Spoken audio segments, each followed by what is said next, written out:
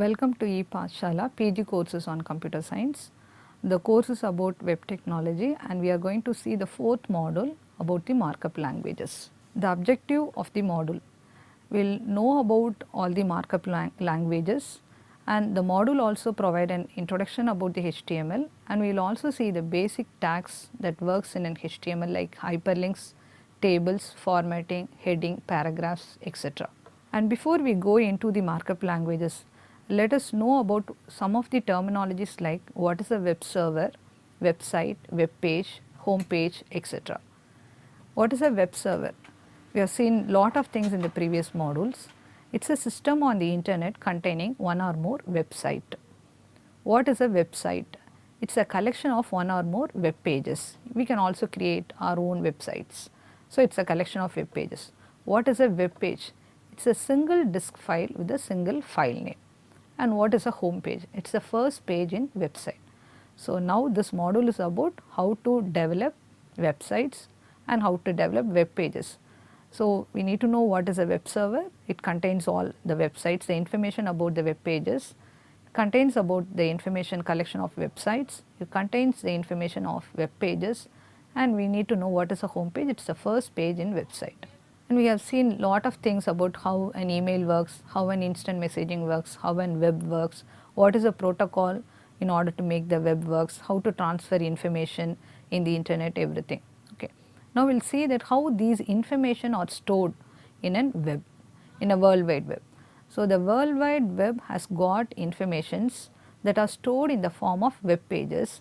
Normally, these web pages are in HTML format, and the web pages are stored in the computers, and we call those computers that has information as web servers. So, in the web server file system, we have the information of the web pages.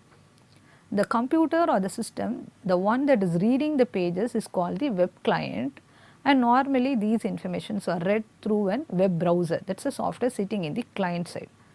And most common browsers we use is an Internet Explorer or a Firefox.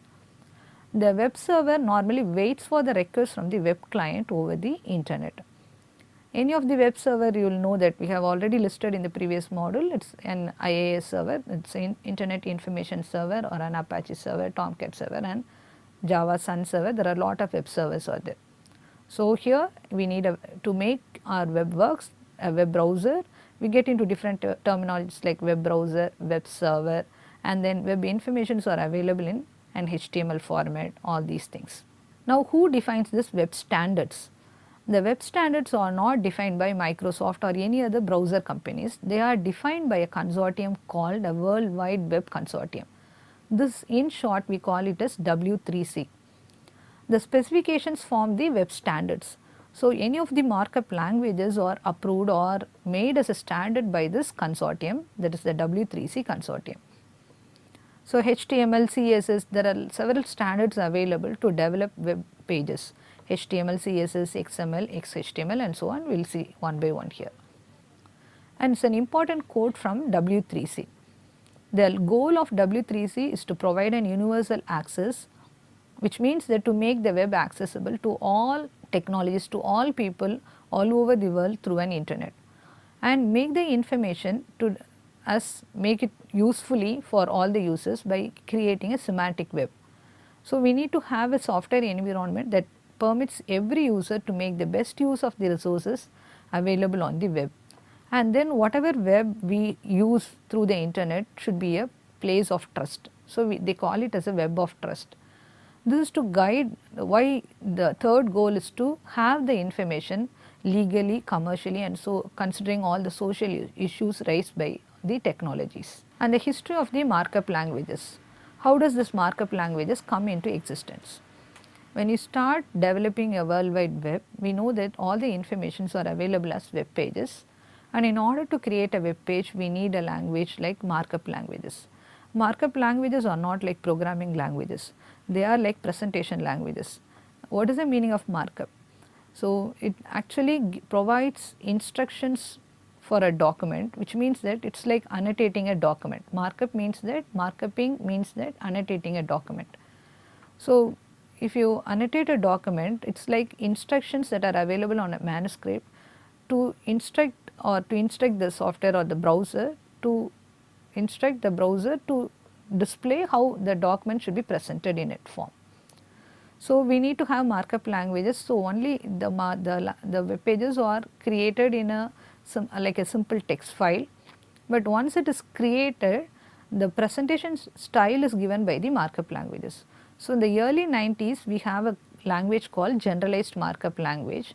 So, in simple it has tags like this, but later since the 1980s that comes with the standard generalized markup language SGML, but it was too complex and it was used only by publishers and government. And an instance of SGML was created, that is called as the HTML. It was by Berner. The person developed this language HTML. It is an hypertext markup language. So, it has basic tags, and this HTML evolved nowadays to the different versions of it. We will see in the next slide. Currently in the market we also have a markup language called an XML, extensible markup language. So, this markup language is not developed to replace HTML. So, to improve HTML we had another markup language called XHTML. This would actually provide a better data description of the document. So, we will see that how these technologies has evolved, SGML, HTML and XML. So, SGML was developed as a meta language, SGML was simplified as an XML. From SGML we can see that there is a defined markup language called HTML. So, it means that SGML was too complex and HTML was so simple to use to develop any web page. So, an instance of SGML is an HTML, and using this HTML we are creating web pages. Like SGML, there is another meta language that has been developed recently called an XML. Once an XML comes into existence, and in order to improve this HTML, we get into another markup language called XHTML. And now this XML has got metadata, it stores metadata like XML definitions, and then whatever that is created using this XML are called as XML documents that could be parsed and the informations can be retrieved. So, it is the relationship between how this SGML evolved into HTML and it is evolved into XML and so on. So, let us see what is an HTML. HTML is an hypertext markup language. It is a set of markup symbols, normally you call it as codes or you call it as tags or elements, that is inserted in a text file to instruct how to display in a web browser. So, you can in a text file you can also have text, images, sound, video files, etc., but what format, how to display, everything would be provided by this markup language. And it is, as I told you earlier, it is not a programming language and it cannot be used for doing any of the computations. So, the individual markup codes that are inserted in the text files, people refer to them as tags or elements. And we can see that how this HTML has evolved as a standard. Initially you had HTML1, as I told, it is like a person, Berners-Lee, who has developed this HTML. It is an instance of SGML. It is very basic and it has limited integration of multimedia. So, you cannot use multimedia. The basic tags are available in HTML1. Then comes a standard called HTML 2.0. It was actually IETF was trying with HTML 2.0. It tries to standardize these with other features, but W3C came into picture and these people attempts to standardize HTML 3.2, made it as a standard, but it does not add newer technologies like Java applets and streaming video. And then we had HTML 4.0. This is a current standard, but we are moving towards XHTML. And then we had, after HTML 4.0, we had XHTML 1.0. It was in 2000. And this actually HTML, why you come with an XHTML, extreme HTML, they call it as extreme HTML or extensible HTML. This is actually HTML is modified to conform to XML standard, that is called as the XHTML. And then standardizing this as XHTML 1.1, and then after XHTML 1.1 people went in standardizing HTML5. This actually was developed in order to make it backward compatible with the older versions of HTML. So, now HTML5 is referred to as a living language. So, people one would be interested in learning XHTML or HTML5 and then an XML. It's a different, it's a meta language. XML is a meta language and HTML is actually a presentation language. So, now we can see that what is a brief introduction about all these markup languages. XML is an extensible markup language. X stands for extensible. It provides a standard way to represent information so as to allow information to be stored and interchanged among any internet connected devices. The meaning is that this XML is for transferring information, for storing information and transferring information. And it is not a markup language. As I told you, it is not a markup language. It is not for presenting or displaying the content. It is for describing the content of the describing the content of the web page. So, it is a describing language, not like you cannot say that it is for displaying any information on the web page. HTML in turn is it actually has predefined presentation semantics. HTML has got a inbuilt some presentation semantics. Mainly for the purpose of it is to display information, present information in a web browser in a way the user needs it. But XML is a language is a markup language for storing and transferring information, and it is more for describing information. And browsers normally use XML parsers to extract the information from the XML documents. And what is an XHTML? It is an extensible hypertext markup language and it is a reformulation of HTML4. So, as we have seen in the history, after HTML4 we get into XHTML. So, it is a way of making XML documents that look and act like HTML documents. So, once we get the flavor of XML, we try to put the flavor of XML with HTML. XML has got several strict rules. All these strict rules has been implemented in HTML and we call it as XHTML. This actually helps us to strengthen the structure and the syntax of our markup language. And there is another markup language people would hear like wireless markup language. They are formally called as handheld devices markup language. This markup language is for displaying web pages in a mobile device, any handheld devices, and it is a part of the protocol called a WAP, that is a wireless application protocol. So, this wireless markup language WML is a language for displaying web pages in a mobile device. And now comes, people would have heard about cascading style sheets. All these are the technologies that comes together with the markup languages. So, what is the CSS? This actually provides a powerful and flexible way to control the details of web documents. It actually adds styles to the web documents. And why you call it as cascading? Because it can be defined at different levels. You can have a CSS implemented as inline, or it can be at a document level, or it can be an external level. So, once you have an HTML file, HTML document has got some predefined tags. So, once you have an HTML document, in order to add styles to your HTML, more styles to your HTML document, you need to have this style sheets. These style sheets can be either inbuilt in your HTML document, that is called as an inline, or it can be in a document level. For multiple pages, you can have a single CSS file which will provide the common style to all the multiple web pages, or you can have an external style sheet that can be called within this HTML document to present this document. And what is a DHTML? DHTML, in other words, you call it as a dynamic HTML. So, once you have known about what is HTML, what is CSS, and you also know that there could be some scripts that can be written in the client side and the server side, as we have seen in the earlier modules. This DHTML is a combination of the three things like HTML, style sheets and scripts. So, if you want to describe a web document that built from HTML, style sheet and scripts, then you call it as a DHTML. This DHTML is mainly for providing the web pages dynamically to the user, which means that to make the web pages interact with the user through the browser. So, when you want any form that is displayed to the client, if it has to interact with the client without going to the server, then you need to design that web page using a DHTML. So, you add some scripts to the web page that runs in the client side, client web browser, and style sheets also added, this called as an DHTML. So, the three main parts of a DHTML is positioning, style modifications and then event handling, which is what you call it as, why you call it as an DHTML. So, it relies on the browser, depends on the browser that is displaying and manipulating the web page. So, why if you write a DHTML script that would can run in one browser would not run in another browser, depends on the browser. So, now let us brief some of the client side and server side technologies.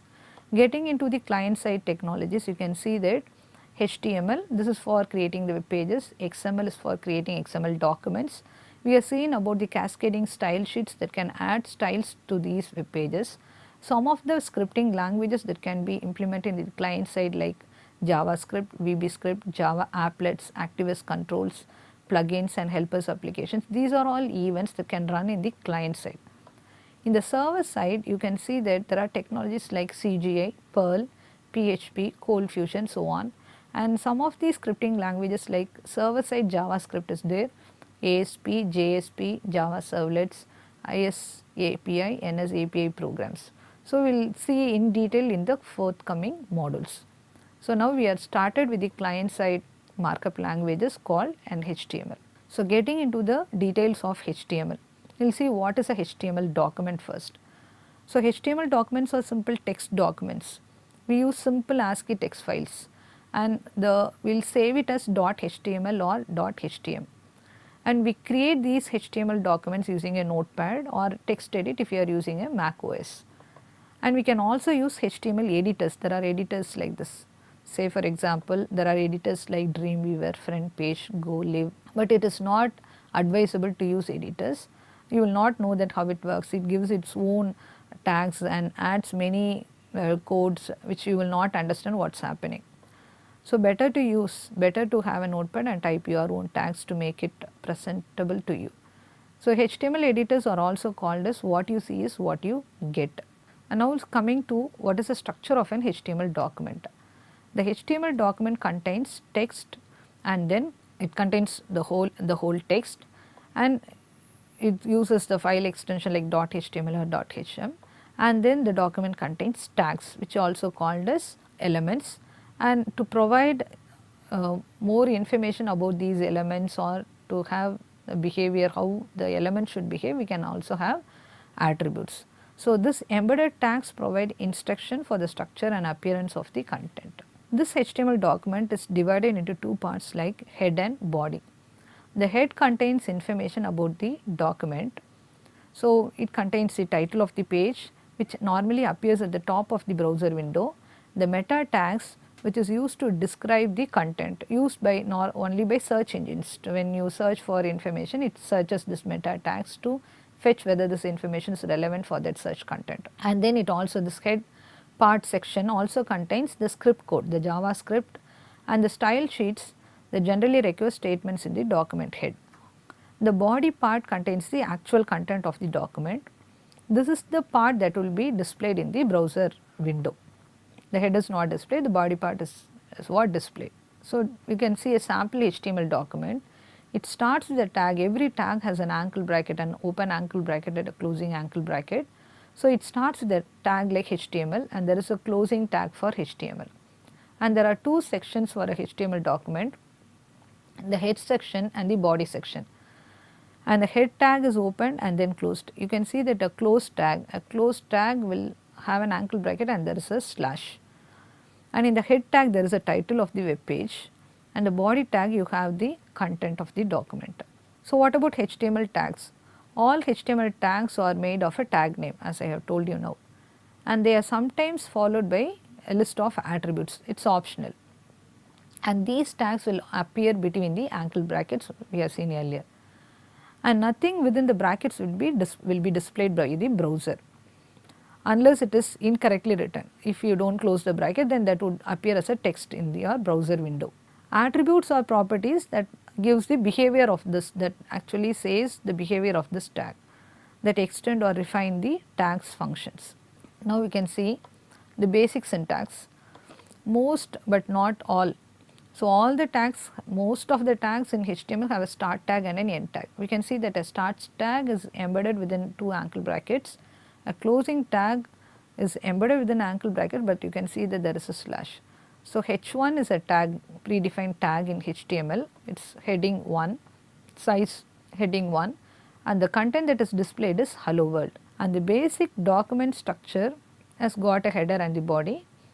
Header has the information about the page, and the body has got the actual content of the page, and any document starts with the HTML tag and ends with the HTML. There are some standalone tags which do not use an end tag. So, certain tags like image, img to display an image, and break, line break, horizontal rule, header, not header, horizontal rule. These are there are some standalone tags which do not have an closing tag. These problems actually were overcome in XHTML. In XHTML, XHTML is a markup language that is a standard of HTML, and it conforms to the XML rules. So, in XML for every open tag there should be a closed tag. So, this standalone tags are not available in XHTML. Now, we can see that in tags, HTML tags, you can have attributes. So, there is a tag called body tag, and there are attributes like bg color equal to some value. Text is another attribute equal to some value. Link is another attribute equal to some value, and v-link, visited link, a link equal to black. So, in order to describe more on the tag, we can have attributes. So, many of the tags have many such attributes. Every attribute will have a name, following it you will have an equal to sign, and then you will have the value, and this value is given within double quotes. And these values are limited to 1024 characters in length. Now, you can see that certain things are ignored by the browser. Say for example, if you have used tabs or multiple spaces, this is all normally ignored and it appears as a single space. Suppose you have typed like this hello, and then a line, spaces, multiple spaces, and then in the next line if you are typing as how are you, then the browser will ignore the blanks and give the the new line, and will display as a single line of text. And now going into the basic tags like p tag. P is a paragraph tag and br is a break tag. So, break will break that line and will start in a new line. So, the next thing will come in the following a break tag will come in the next new line, will start with a new line. Paragraph tag will create more space than a break tag, which means that when you use a paragraph tag it gives a new line and then it goes to the next line. And HR tag is used to create a horizontal rule. And now a paragraph tag leaves one empty line after the tag. Supposing if you use multiple p tags with no intervening text, then in that case all those multiple text would be taken as redundant by the browser and will display as a single paragraph tag. So, it leaves only one line.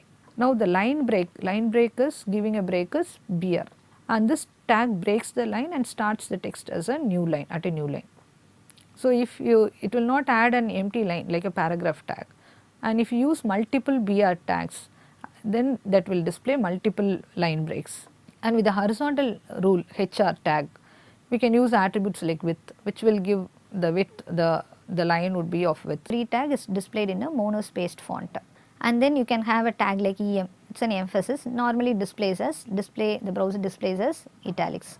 And there is like strong is similar like bold, your whatever text that is embedded within this strong is displayed as bold. And there is a tag like TT, teletype, and then this is like the text would be printed in a typewriter format. And making some citation, if you want to make some citation in the document, then you use a tag like cite. It represents a document citation and normally it appears as italics. And there is thing like list. A list are used to organize items in the browser window, and you can create either an unordered list or an ordered list. Unordered list would appear with bullets and there is no particular order. Ordered list are appearing with numbers. Say for example, ordered list you create with the tag OL and unordered list you create with the tag UL. So, ordered list would be numbered as 1, 2, 3, unordered list can be numbered with bullets, and there is also other, you can also change in what type of bullet you wanted or how it should be numbered, etc. The basic syntax you can see that unordered lists are created with a tag like UL, and within this opening and closing UL you can see there is a tag like list item. LI means list item, UL means unordered list. So, banana and grape, here you can see that fruit appears the text as such, and banana and grape is bulleted, unordered, the list items. And there are other attributes that can come with OL, the OL or UL, unordered list or the ordered list. You can see that the type can be, there is an attribute called type, and you can give a value like capital I or small I. This is for ordering it with Roman numerals. Capital A or small a, then it is numbering with capital letters or small letters, and 1 means with default, that is the default, it is numbered as 1, it starts with 1, 2, 3. And when you use an unordered list, we can see that the bullets can be of disc pattern, or it can be round pattern, or it can be square pattern. The disc pattern is default used for the first level list, and for the second level list it uses a round bullet, and for the third level list it uses a square bullet. Now you can see that how you create an ordered list. As I told you, it is a tag like OL, opened and closed with an OL, and the items are listed like this. And you can see an example ordered list. There is an attribute like type. You can see that, as I told you, I. It starts, you need not start with A, it starts with I. And then you can see here its type is I, which means that the small Roman I, and then the starts with 3 means it is going to be the third. So this is an example of how it is numbered. List item 1, 2, and the third, you can see here it is a paragraph tag is given, and the third starts with the third 3, start equal to 3. So the Roman numeral starts with 3. So the third item, the list item, starts with 3. And there are also other list elements like definition list and definition terms. So you can use a tag like DL, DT, and you can list the definitions. So let us summarize. So we have looked at different markup languages, and we have started with the HTML, and we have explored the basic HTML tags like pre-formatting, the character formatting tags, and we have started with the list tags, and we have seen the rest of the things we will see in the next module. Thank you.